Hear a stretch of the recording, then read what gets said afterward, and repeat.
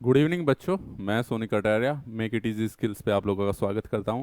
तो आज जो करने वाले हैं हम आप लोगों के लिए क्या करने वाले हैं, सिलेबस का डिस्कशन करने वाले हैं जो कि बार्क के लिए बहुत ज़्यादा इम्पोर्टेंट होने वाला है। इसमें हम इस चीज़ को जस्टिफाई करेंगे या इस चीज़ के बारे में बताऊंगा बेसिकली कि हम किसको कौन से टॉपिक के बाद पढ़ेंगे। देखो क्या है, काफ़ी सारे टॉपिक्स ऐसे होते हैं जिनको एक सुटेबल तरीके के बाद ही करना चाहिए। जैसे कि मान लो अगर हम मशीन को पहले ही पढ़ लें तो बेटा वो जब तक आप बेसिक फंडामेंटल क्लियर नहीं होंगे तो आप चीज़ें नहीं पढ़ पाओगे। तो हमने सिलेबस को तो चैप्टर आपके वही रहेंगे, बट क्या है, चैप्टर को इस प्रकार से डिज़ाइन किया गया है कि कौन सा चैप्टर किसके बाद पढ़ना चाहिए, उसी के अकॉर्डिंग हम इसको लेके चलेंगे। तो आपको जैसे पता है कि क्योंकि काफ़ी सारे ऐसे टॉपिक है जैसे सेफ्टी एंड टूल्स है और फायर्स से प्रोटेक्शन वगैरह है, उन टॉपिक्स को हम बाद में भी देख सकते हैं। क्योंकि जब जैसे कि अगर मेरा मानना ऐसा है कि जब हम सेफ्टी एंड टूल्स पढ़ते हैं तो आपको पता होना चाहिए करंट क्या है बेसिकली, क्योंकि ह्यूमन प्रोटेक्शन की बात होती है कि कितने एम्पीयर करंट है जो ह्यूमन के लिए यानी कि इंसान के लिए कितनी ज़्यादा डेंजरस है, कितने एम्पीयर तक पे उसकी डेथ हो सकती है और क्या क्या पैरामीटर्स है। तो इसी प्रकार से हमने बेसिक फंडामेंटल से स्टार्ट किया है, उन्हीं सिलेबस को डिस्कस करने वाले हैं। दूसरी चीज़ यह है कि मैं बता दूं जो भी आपका इलेक्ट्रिशियन का सिलेबस है वो लगभग हर जगह सेम ही रहता है भाई, क्योंकि पूरे ऑल ओवर इंडिया में सिलेबस आपका क्या है, एक ही है। लास्ट ईयर थोड़ा सा रिवाइज किया गया था, बट उसमें भी आपको प्रैक्टिकल वगैरह बताए गए थे कि हाँ इतनी देर प्रैक्टिकल करना है, इतनी देर आपको ये लेक्चर वगैरह लेने हैं। तो मैं उसी सिलेबस के डिस्कस कर रहा हूँ, उसी सिलेबस के बारे में जिसको हम करने वाले हैं, और ये हम चैप्टर वाइज लेके चलेंगे। इन चैप्टरों को काफ़ी चैप्टर्स जो है आपकी बुक्स में काफ़ी ज़्यादा है, बट हमने थोड़ा सा मिनिमाइज कर दिया है। काफ़ी चैप्टर को हमने क्या कर दिया, मर्ज कर दिया है। जैसे वेल्डिंग का चैप्टर है तो उसमें आपके पास वो सॉरी वाइंडिंग का चैप्टर है, तो वाइंडिंग आपकी डीसी मशीन की भी होती है, एसी मशीन की भी होती है, उसको हमने सबको एक में ही मर्ज कर दिया है। तो आइए जो हम चैप्टर वाइज डिस्कशन करने वाले हैं उसके बारे में बात करते हैं। तो बेटा जो शुरुआत करेंगे हम वो करेंगे बेसिक ऑफ इलेक्ट्रिसिटी से। ठीक है, वैसे बता दूँ ये बेसिक ऑफ इलेक्ट्रिकल इंजीनियरिंग में आता है आपके पास, बेसिक ऑफ इलेक्ट्रिसिटी। इसमें हम जानेंगे कि आपके पास करंट क्या है, चार्ज क्या है, वोल्टेज क्या है, पावर क्या है, एनर्जी क्या है, इन सब के बारे में हम चीज़ों को जानेंगे, रेजिस्टेंस वगैरह के बारे में। फिर आ जाएंगे हम डीसी सर्किट में। डीसी सर्किट में हम सीरीज पैरेलल के कॉम्बिनेशंस पढ़ेंगे। ठीक है, सीरीज की रेजिस्टेंस को सीरीज में जोड़ने से क्या होता है, पैरेलल में जोड़ने से क्या होता है, और भी आपके केवीएल केसीएल सब इन्हीं में पढ़ेंगे। साथ ही साथ ये भी पढ़ेंगे कि किसी सर्किट को सिंप्लीफाई तरीके से कैसे सोल्व करने वाले हैं। ठीक है, उसके बाद आ जाते हैं हम बैटरी पे। उसके बाद हम बैटरी स्टार्ट करने वाले हैं।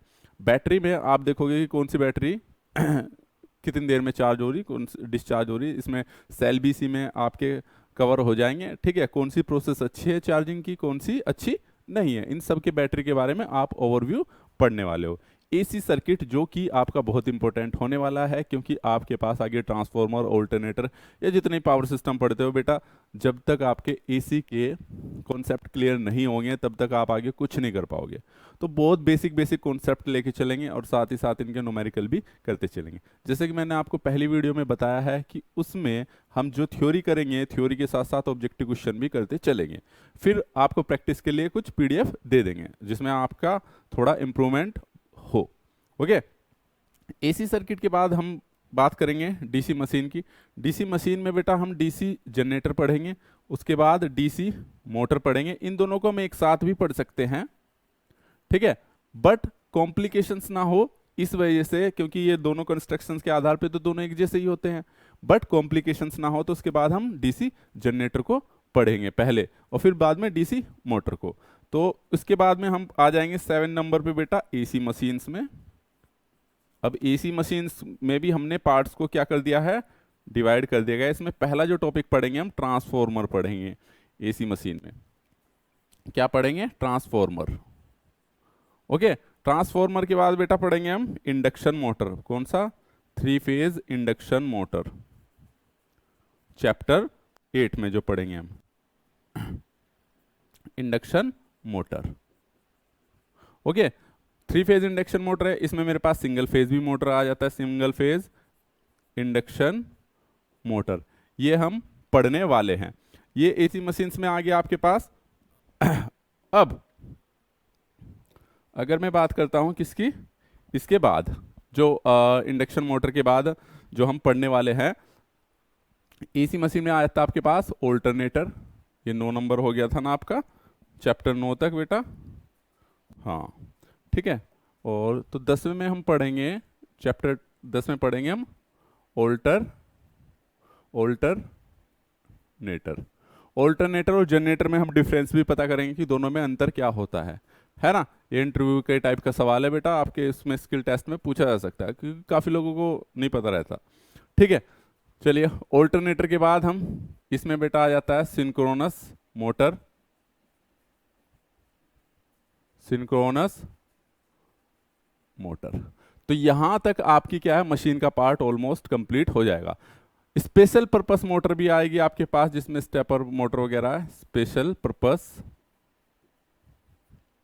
पर्पस मोटर, इन सब को भी हम पढ़ने वाले हैं। ओके, उसके बाद जो हम लेंगे वो लेंगे बेटा पावर सिस्टम। पावर सिस्टम को हमने 3 कैटेगराइज में डिवाइड किया गया है। ठीक है, एक जनरेशन में सबसे पहले यानी कि इलेक्ट्रिसिटी हमारे पास जनरेट कैसे होती है, इसमें हम पावर प्लांट के बारे में पढ़ेंगे बेटा, hydro power plant, thermal power plant और आपके पास डीजल पावर प्लांट। और इसी में हम conventional non conventional energy sources को भी जनरेशन के दौरान ही हम पढ़ लेंगे, कवर कर लेंगे। अब जनरेशन हो गया तो भाई नेक्स्ट पे आपके पास क्या करोगे आप, अगर जनरेट कर दी तो उसे क्या करोगे, ट्रांसमिट भी करोगे, तो यानी कि हम ट्रांसमिशन भी पढ़ेंगे। इसमें हम बिल्कुल एकदम सीक्वेंस से चलेंगे कि हाँ भाई पहले इलेक्ट्रिसिटी जनरेट हो रही है, उसके बाद उसको ट्रांसमिट भी तो कर रहे होंगे, यानी कि एक जगह दूसरी जगह भेज रहे होंगे। ठीक है, फिर उसके बाद हम उसको क्या कर रहे होंगे, डिस्ट्रीब्यूट कर रहे होंगे। ठीक है, फिर हो गया उसका डिस्ट्रीब्यूशन। ठीक है,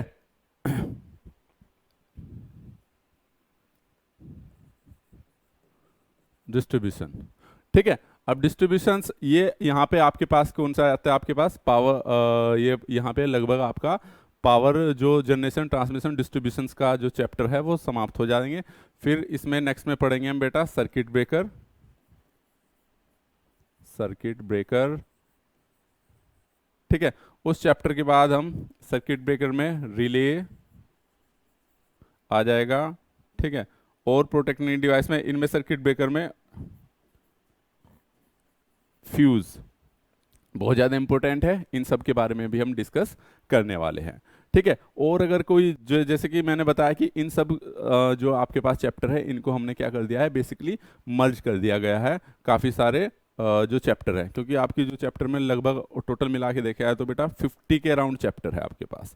ठीक है, इसके बाद आ जाएंगे हम, ये हो गया आपके पास चैप्टर 19 तक हो गए हैं।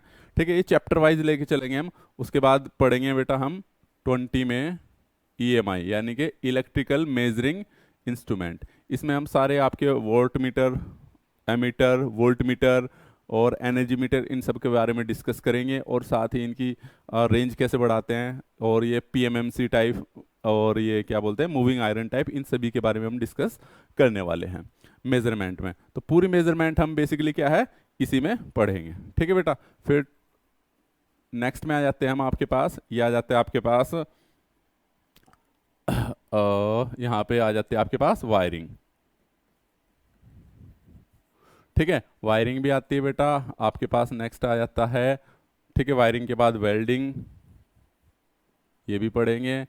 ठीक है, वायरिंग आ गई, यानी कि इसमें टाइप्स ऑफ वायरिंग पढ़ेंगे हम। ठीक है, वेल्डिंग आ गई, और नेक्स्ट चैप्टर पढ़ेंगे बेटा हम जो आपके पास पढ़ने वाले हैं वो है आपके पास वाइंडिंग।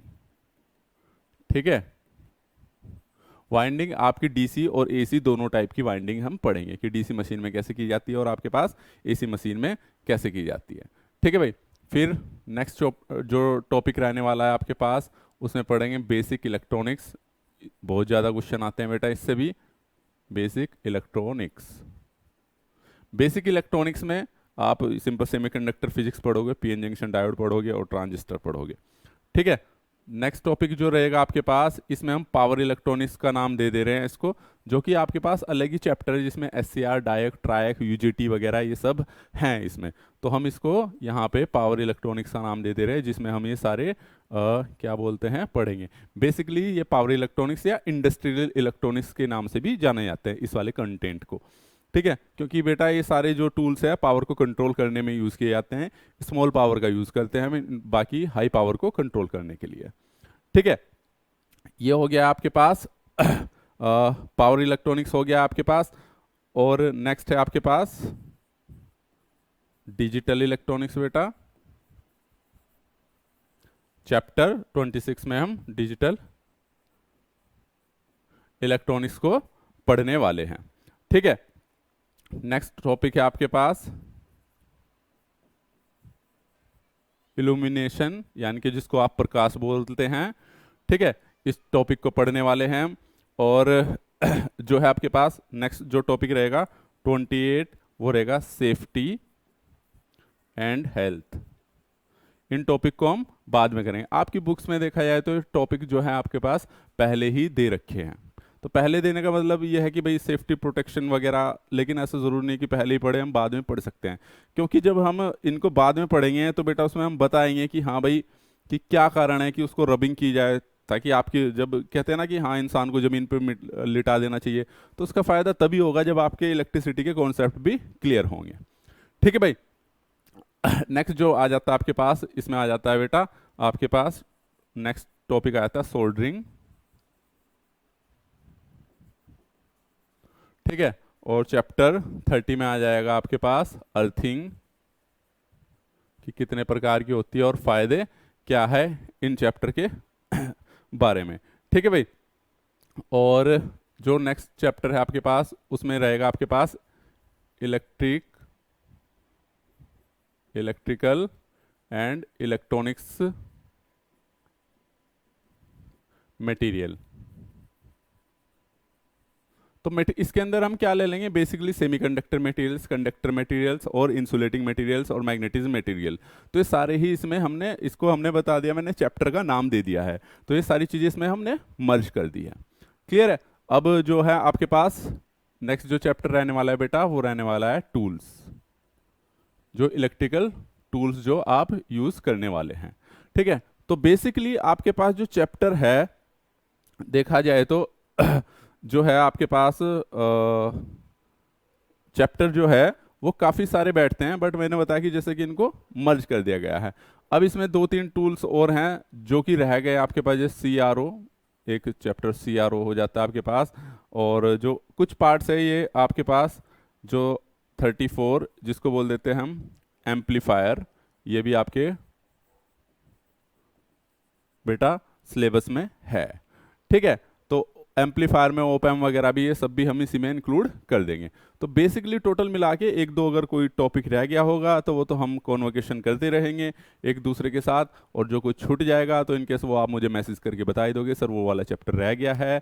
ठीक है, तो वो सब हम इनमें इंक्लूड कर देंगे। तो कहने का मतलब ये था कि बेसिकली हमारा जो वो चलने वाला है बेटा, वो बेसिक ऑफ इलेक्ट्रिसिटी से स्टार्ट होने वाला है। तो इतने चैप्टर अगर आप पढ़ लोगे तो मैं गारंटी है 50 मार्क्स का पेपर आ रहा है आपके पास बार्क का। ठीक है, और बार्क के साथ साथ या कोई भी एग्जामिनेशन है आपके पास उन सभी में ये सिलेबस रहता है आपके पास। ठीक है, और मैं पहले बता दूं बस आपको कॉन्सेप्ट क्लियर करने हैं। अब थोड़ा क्वेश्चंस का लेवल हाई हो गया है, और किस प्रकार के लेवल हाई हुए हैं उन सबको भी हम डिस्कस करने वाले हैं, जिसमें हम पुराने पेपर्स भी डिस्कस करेंगे कि उससे आपको साफ पता चल जाएगा किस प्रकार का पेपर एग्जाम आ रहा है।